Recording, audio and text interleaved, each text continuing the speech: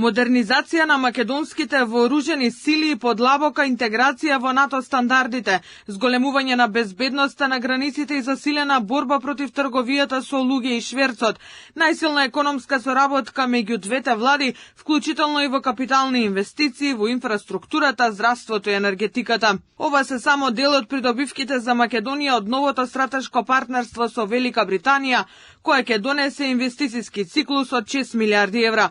Договорот ќе ја засили соработката и во образованието, дигиталната трансформација и иновациите, а ќе ги поврзува и младите од двете држави. Премиерот Христијан Мицкоски вели дека со овој документ се испраќа силна порака дека интересите на граѓаните се најважни, а дека политиката е моќен инструмент кога создава вредности, а не поделби. Дел од овие пари ќе бидат употребени за инвестиции во инфраструктурата, изградба на модерна, карго и брза патничка железница од Табановци до Гевгелија, инвестиции во здравството и нови болници, завршување на проектот на клиничката болница во Штип, заедно со зградата на новиот медицински факултет, студентски дом со капацитет од 200 легла, изградба на болницата во Кичево, заедно со здравствен дом, реконструкција на клиничката болница во Тетово и така натаму. Во наредните денови ќе се потпишат договори и за овие инвестиции.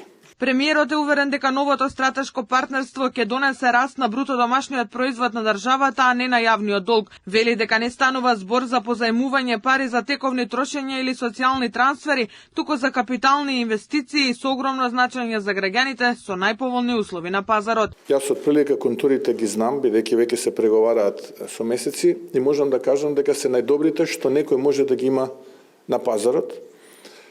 Но се уште не е тоа финиширано, се уште не е конечно, иако сме близко до конечно решение. Многу скоро до денеска и тоа ќе биде објавено во јавноста.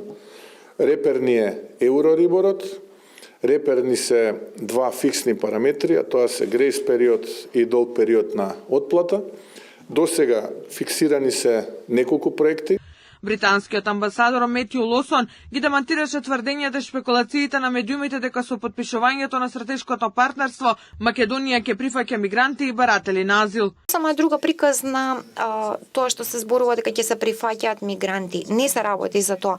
Сакам навистина да бидам јасен во тој дел, затоа што оно на што се договоривме е дека ова е широко партнерство во однос на безбедноста, трговијата, одбраната, образованието и инвестиции.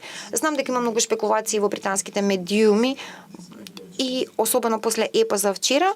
Да, во право сте што ме прашувате за тоа, но не се работи за тоа во овој договор. Амбасадорот Лосон најави дека во рамки на преговорите ќе се отвори прашањето за визите кои според него представуваат главоболка за британските бизниси и за македонските граѓани.